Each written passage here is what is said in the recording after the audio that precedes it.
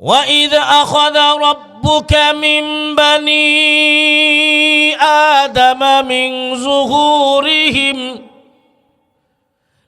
ظهورهم ذريتهم وأشهدهم على أنفسهم ألست بربكم قالوا بلى জোরে কোন আল্লাহু আকবার। আল্লাহ পাক রব্বুল আলামিন অঙ্গীকারের কথাটা বনি আদমের কাছ থেকে আল্লাহ অঙ্গীকার নিয়েছিলেন, রুবুবিয়তের অঙ্গীকার। বনি আদম জবাব দিয়েছিল, হ্যাঁ আপনি আমাদের রব, আপনি আমাদের রব। ওই কথাটা আল্লাহ কোরআনের আয়াত বানায়া বিশ্বনবীর কাছে নাজিল করেছেন। বিশ্বনবীর কি উপর নাজিলকৃত কিতাব আজকেও আছে, কিয়ামত পর্যন্ত থাকবে। কিয়ামত পর্যন্ত কোরআনের বিধান থাকবে। নবী যদিও দুনিয়াতে নাই, নবী নাই, কিন্তু নবীওয়ালা কাজও চলবে। কে চালাবে? আল্লাহর পয়গম্বর বলে গেছেন, আল উলামা ওয়ারাসাতুল আম্বিয়া। আমার উম্মতের উলামায়ে কেরাম, আমার উম্মতের আলেমগণ নবীগণের ওয়ারিস। নবীওয়ালা কাজের দায়িত্ব উলামায়ে কেরামের হাতে। উলামায়ে কেরাম এই উম্মতের আলেমগণ কিয়ামত পর্যন্ত নবীওয়ালা কাজের দায়িত্ব আদায় করবেন, নবীর দায়িত্ব আদায় করবেন। আল্লাহর কোরআনের ওই আয়াত তেলাওয়াত করে করে কিয়ামত পর্যন্ত আনেওয়ালা মানুষদেরকে অঙ্গীকারের কথাটা স্মরণ করে দিবেন। যেমন আপনি আজকে আমি আপনাদের সামনে ওই কথাটাই স্মরণ করে দিতেছি। রে দুনিয়াবাসী, তোমাদের রব একজন, তিনি হলেন আল্লাহ। যে আল্লাহর উপর তোমরা অঙ্গীকার করে আসছিলাম, যদিও ভুলে গেছো, এই কথা ভুলে গেলে চলবে না। এই কথা সবসময় স্মরণ রাখতে হবে, তোমার মালিক একজন, তিনি কে? আরো জোরে, এই কথা ভুলে গেলে চলবে না। যুগ যুগ ধরে উলামায়ে কেরামের জবান থেকে আপনারা শুনে আসছেন, আসমান আর জমিনের একচ্ছত্র মালিককে, আপনি আমার লালন পালন কর্তাকে, আমাদের রবকে। রব অর্থ হলো তাদরিজান তাদরিজান, ক্রমান্বয়ে ক্রমান্বয়ে। জিরো থেকে যিনি হিরো বানান তিনি হলেন রব, যিনি লালন পালন করেন তিনি হলেন রব। আপনি আমার লালন পালন কর্তাই একমাত্র কে? যদিও দেখতে দেখা যায় আল্লাহর এই রুবুবিয়তের সিফত প্রথম অবস্থায় আল্লাহ পাক মা বাবার কাছ থেকে এটা মা বাবার মাধ্যমে আল্লাহ আদায় করেন। রুবুবিয়তের গুণ তো আল্লাহর, লালন পালন করার গুণ তো আল্লাহর। এই গুণটা আল্লাহ পাক রব্বুল আলামিন প্রথমে প্রকাশ করান তোমার মা বাবার মাধ্যমে। ঠিক না বেঠিক? একটা মা, একটা বাবা তার সন্তানদেরকে লালন পালন করে, অথচ লালন পালন করার গুণ তো আল্লাহর। এই গুণটা আল্লাহ পাক রব্বুল আলামিন যেহেতু তোমার মা বাবার মাধ্যমে প্রকাশ করেন, তাই আল্লাহ পাক রব্বুল আলামিন দুনিয়ার মানুষদেরকে হুকুম করেন, রে দুনিয়ার মানুষেরা, আল্লাহর গোলামি করবা, তোমার রবের গোলামি করবা। এবং রবের পরেই মা বাবার কথা আল্লাহ বলেছেন, ওয়াবিল ওয়ালিদাইনি ইহসানা। জোরে কোন আল্লাহু আকবার।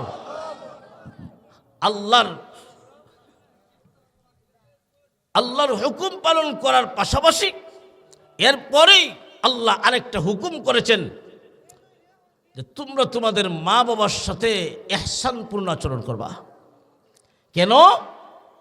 তার কারণ যে আল্লাহর যে রুবুবিয়তের সিফত, লালন পালন করার যে গুণ, এই গুণটা আল্লাহ তোমার মা বাবার কাছ থেকে সর্বপ্রথম প্রকাশ করায় থাকেন। তো লালন পালন করার গুণ কার? লালন পালন করার গুণ কার? রিজিকের ব্যবস্থা করা কার দায়িত্ব? আরো জোরে কোন? রিজিক দেওয়ার মালিক কে? আমারে খাওয়ান কে? আমারে পালেন কে? আমার সব কিছুর জিম্মাদারি আদায় করেন কে? আমি আল্লাহর হুকুম না মানলেও, আমি আল্লাহর কথা না মানলেও আল্লাহ আমার রিজিক বন্ধ করে না। ঠিক না বেটি? কেন? আল্লাহ হলেন রহমান। আর রহমান এমন গুণ যে আল্লাহ নিজের বন্ধুকে যেমন খাওয়ায়, নিজের শত্রুকেও খাওয়ায়। ঠিক না বেটি? কোনোদিন এই কথা শুনছেন যা একজন মানুষ নমাজ পড়ে না, আল্লাহ তো পারতেন যে তুমি আমার কথা মানো না, সুতরাং তোমার রিজিক নাই, বন্ধ। কোনোদিন রিজিক বন্ধ করছেন? দুনিয়ার মালিক, আপনি যদি দুনিয়ায় কোনো মালিকের কর্মচারী হন, একদিন, 2 দিন, 3 দিন যদি মালিকের কথা না মানেন, চাকরি থাকবো? বেতন দিব দূরের কথা, চাকরি থাকতো না।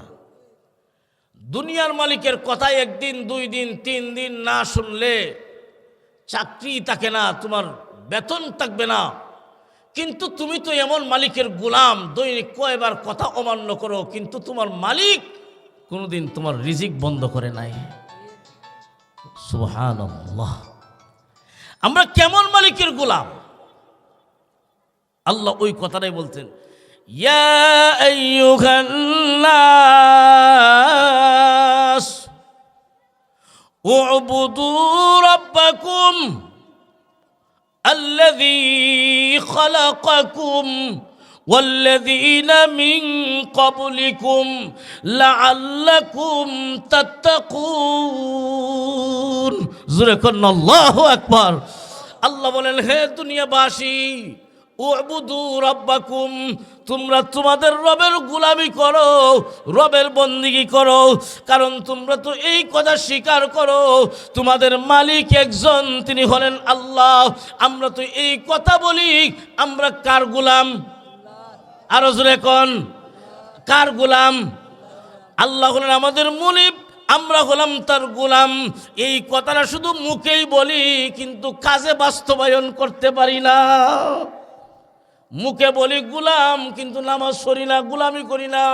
মুখে বলি গোলাম, কিন্তু মালিকের কথা মানি না। অথচ গোলাম তো তার নাম, সত্যিকারের গোলাম তো হলো তারা যারা সবসময় এই কথাটা মনে রাখে, আমি তো কিছুই না, আমি তো গোলাম। যখন আপনি নিজেকে গোলাম মনে করবেন, গোলামের কোনো বাহাদুরি নাই, গোলামের কোনো স্বাধীনতা নাই, গোলামের কোনো মত নাই, গোলামের কোনো পথ নাই। গোলাম হলো আল্লাহর অধীনে, আল্লাহর হুকুম মানাই হলো গোলামের দায়িত্ব। একটা গোলাম যখন সত্যিকারের গোলাম হইতে পারবে, মুখে যেমন দাবি করবে আমি আল্লাহর গোলাম, কাজের মাধ্যমে গোলামি বাস্তবায়ন করতে পারবে। মহান আল্লাহ বলেন, ওই গোলাম বান্দা বান্দির জিম্মাদার আমি আল্লাহ নিজে হইয়া যাই।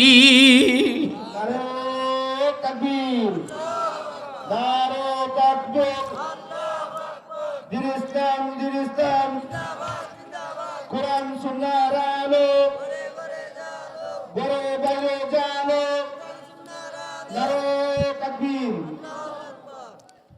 আপনি যদি নিজেকে সত্যিকারের গোলাম বানাইতে পারেন, যেমনভাবে মুখে স্বীকার করেন আমরা আল্লাহর গোলাম, এই কথাটা কাজের মাধ্যমে বাস্তবায়ন করতে পারবেন। আল্লাহ বলেন, ওয়াকানা হাক্কান আলাইনা নাসরুল মুমিনিন।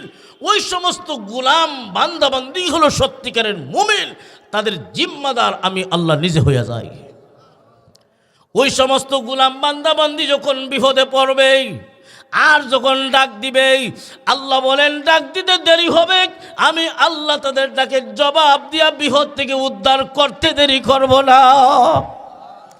আল্লাহর পয়গম্বর ইউনুস আলাইহিস সালাতু ওয়াস সালাম মাছের পেটের ভিতরে, যেই মাছ আল্লাহর পয়গম্বর ইউনুস আলাইহিস সালাতু ওয়াস সালামকে গিলে ফেললো, ওই মাছটাকে আরেকটা মাছ গিলে ফেললো। তাহলে 2টা মাছের পেট। 3 নাম্বার হলো সমুদ্রের অতল গভীরে একটা অন্ধকার, পানির নিচের অন্ধকার। 4 নাম্বার হলো রাত্রিবেলার অন্ধকার।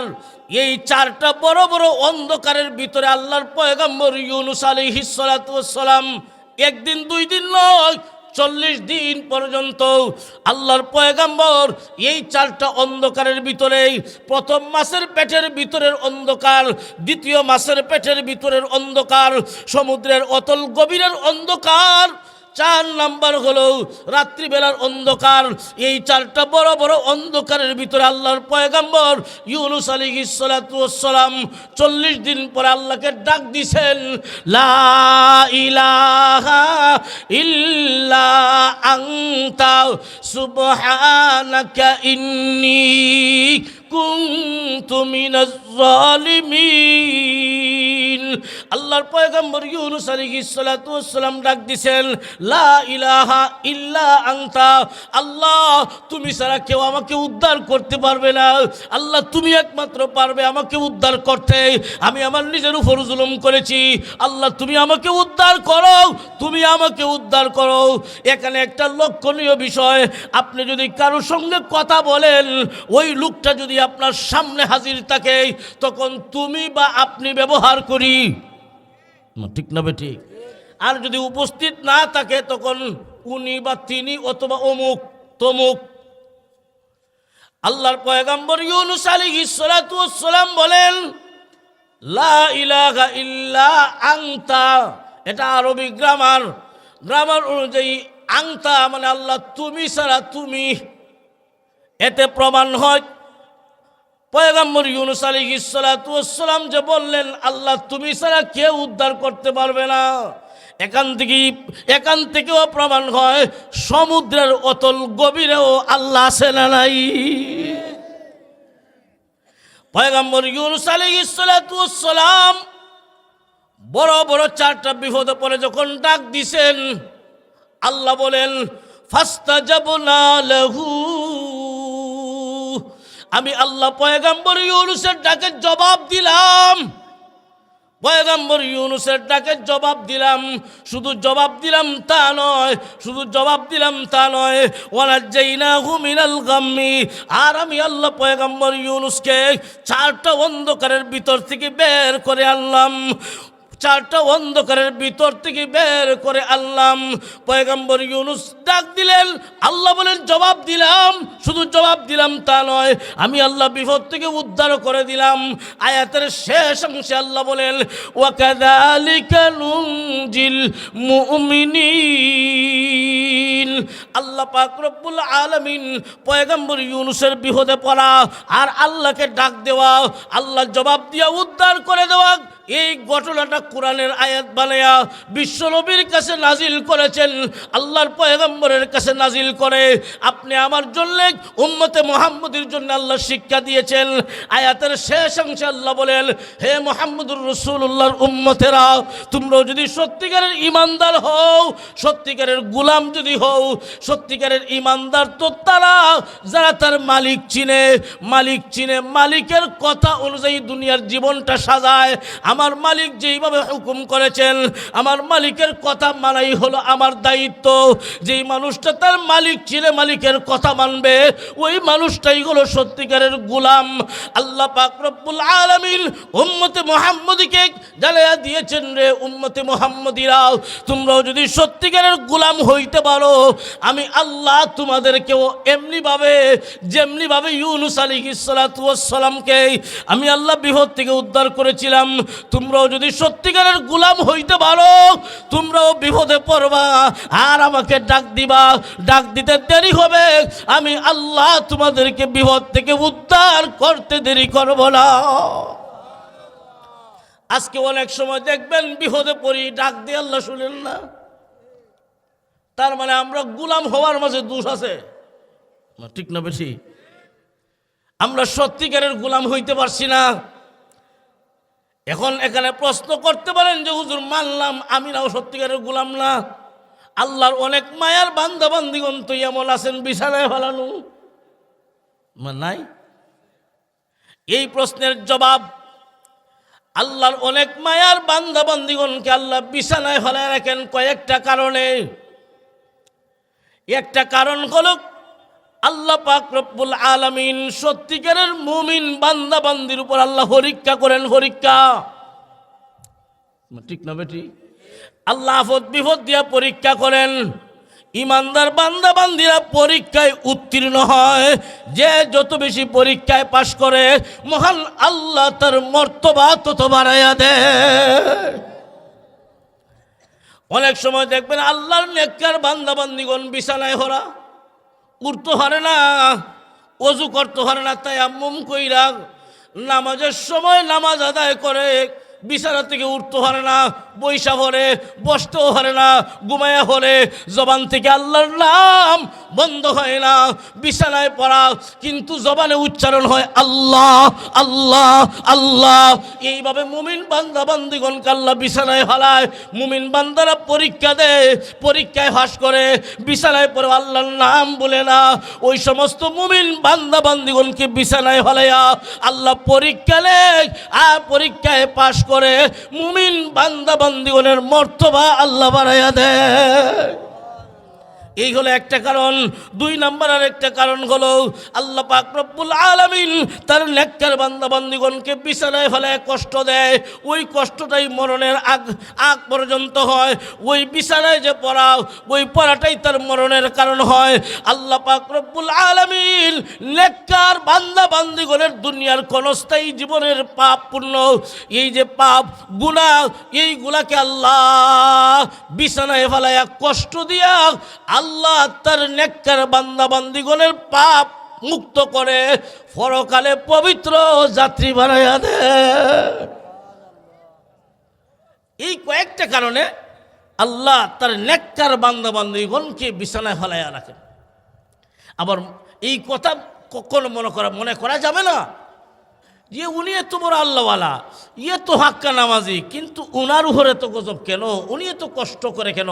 সমাজের এই কথা বলনেওয়ালা অনেক মানুষ আছে না? না, এই জন্যই সাবধান, কখনো এমন মনে করবেন না, এমন কথা বলিয়েন না উনি এত পাক্কা নামাজি তাহলে বিছনায় হরা কেন? উনি যে আল্লাহর এত বড় নেককার বান্দা বান্দি এত কষ্ট করতেছেন কেন? কষ্টটা 2 কারণে হয়। হয়তো আল্লাহ মর্তবা বানায়া দিবেন, অথবা আল্লাহ তার নেককার বান্দা বান্দিগণের পাপ মোচন করে দিবে। ও মুসলমান ইমানদারগণ, তাহলে আমাদের পাল্লেওয়ালাকে আরো জোরে কোন, আমাদের রবকে। আল্লাহ হলেন আমাদের রব, আল্লাহ হলেন আমাদের মালিক, আমরা হলাম তার গোলাম। এই কথাটা আমরা বিশ্বাস করি এবং মুখে স্বীকার করি। বেশ কম শুধু একটাই, এই কাজে বাস্তবায়ন করতে পারি না। সমস্যা এক জায়গাতেই, মুখে দাবি করি গোলাম কিন্তু নামাজ পড়ি না। আজকে 50 বছর পার হয়ে গেছে। অনেক মুসলমান আছে সাপ্তাহিক মুসল্লি নাই, আরো জোরে কোন। ও মুসলমান ইমানদার, তুমি তো আল্লাহর গোলাম, তোমার কাজই হলো গোলামি করবা। গোলামি কি? গোলামি। একটা মানুষ যখন এই কথা অন্তরে বিশ্বাস করবে, লা ইলাহা ইল্লাল্লাহ, আর মুখে স্বীকার করবে, অন্তরে বিশ্বাস, তাসদীক বিল জিনান, ইকরার বিল লিসান। একটা হলো অন্তরে বিশ্বাস, আরেকটা হলো মুখে স্বীকার। 2টা হইল। 3 নাম্বার আরেকটা বাকি রইল। ওই 3 নাম্বারটা হলো আমল বিল আরকান। কাজের মাধ্যমে তুমি বাস্তবায়ন করবা। তুমি যে আল্লাহর উপর বিশ্বাস করো, তুমি যেই মালিকের গোলাম, এই কথা অন্তরে বিশ্বাস করো, আবার মুখে স্বীকার করো। এখন তোমার কাজ হলো আমলে বাস্তবায়ন করবা। আমলে বাস্তবায়ন যা করবা, এর মধ্য থেকে সবচেয়ে দামি আমল হলো দৈনিক 5 ওয়াক্ত সালাত। ঠিক না বেঠিক? ইমান আনার পরে সবচেয়ে বড় দামি ইবাদত, সবচেয়ে বড় দামি আমল দৈনিক 5 ওয়াক্ত সালাত। ও মুসলমান ইমানদার, আল্লাহ পাকের যত গোলামি আছে, যত বন্দিগি আছে, যত ইবাদত বন্দিগি আছে, যত গোলামি আছে, সবচেয়ে দামি গোলামি, সবচেয়ে দামি ইবাদত হলো সালাত। কেন জানেননি? নামাজই এমন একটা ইবাদত, নামাজই এমন একটা গোলামি, ওই নামাজের মাধ্যমে প্রমাণ হয় কে গোলাম আর কে মুনি। ঠিক না বেঠিক? একমাত্র নামাজ এমন ইবাদত যে ইবাদতের মাধ্যমে এটা পার্থক্য হয় কে গোলাম আর কে মুনি। কেমনে? কোন সমস্যা নাকি? লক্ষ্য করে দেখেন, নামাজের একটা রুকন হলো সেজদা। নামাজের ভিতরে একটা রুকন আছে, 2 সেজদা করা, আছে না নাই? এটা নামাজের রুকন। শুরু সময় বক্তব্য করছেন নামাজের ভিতরে এবং বাহিরে কয় ফরজ? হ্যাঁ, মোটামুটি সজাগ আছেন।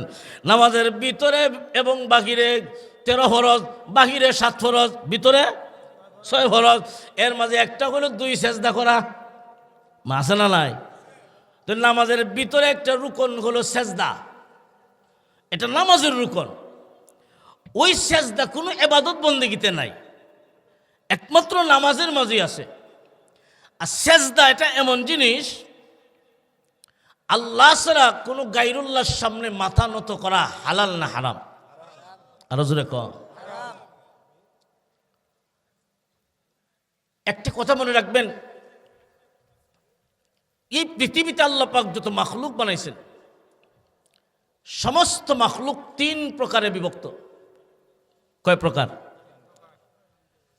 এক প্রকার মাখলুক হলো প্রাণী।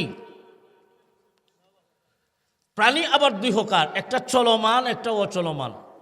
একটা আপনি আমার মতো হাঁটা চলাফেরা করতে পারে, আর একটা হাঁটা চলাফেরা করতে পারে না। যেমন মনে করেন গাছ জাগার দ্বারে আছে, ঠিক না বেঠিক? তাহলে প্রাণী কয় প্রকার? 2 প্রকার। আর আরেক প্রকারের মাখলুক হলো অপ্রাণী, নিষ্প্রাণ, যেটার প্রাণ নাই। যেমন ফাতরের প্রাণ নাই। তাহলে সমস্ত মাখলুক কয় প্রকার? 3 প্রকার। 1 নম্বর হলো চলমান প্রাণী, 2 নম্বর হলো অচলমান প্রাণী, 3 নম্বর হলো অপ্রাণী, নিষ্প্রাণ। প্রাণী বলতেই বোঝা যায় তার জান আছে, প্রাণ আছে। প্রাণী বলতে এই কথা বোঝা যায় তার মাথা আছে, মাথা বিশিষ্ট, ঠিক না বেটি? এই পৃথিবীতে চলমান হোক আর অচলমান হোক, যত প্রাণী আল্লাহ বানাইছেন, প্রাণী চলমান হোক আর অচলমান হোক, যত প্রাণী আল্লাহ দুনিয়াত বানাইছেন, একমাত্র মানুষ ব্যতীত সকল প্রাণীর মাথা দামি জিনিস। সকল প্রাণীর সবচেয়ে দামি অঙ্গটার নাম হলো মাথা। একটা প্রাণীর হাত যদি কেটে ফেলা হয় প্রাণী বাঁচবে, একটা মানুষের ঠ্যাং যদি কেটে ফেলা হয় মানুষ বাঁচবে, কিন্তু মাথা যদি কেটে ফেলা হয় বাঁচবে না। তাহলে একটা প্রাণীর সবচেয়ে দামি অঙ্গ কি? মাথা। কি? মাথা। মানুষ ব্যতীত সকল প্রাণীর দামি অঙ্গ মাথা আল্লাহ পাক নিচের দিকে ঝুঁকায়া দিছেন। কন্যা সুবহানাল্লাহ। হাঁস, মুরগি, বেড়া, দুম্বা, উট, ছাগল যা আছে মাথার নিচে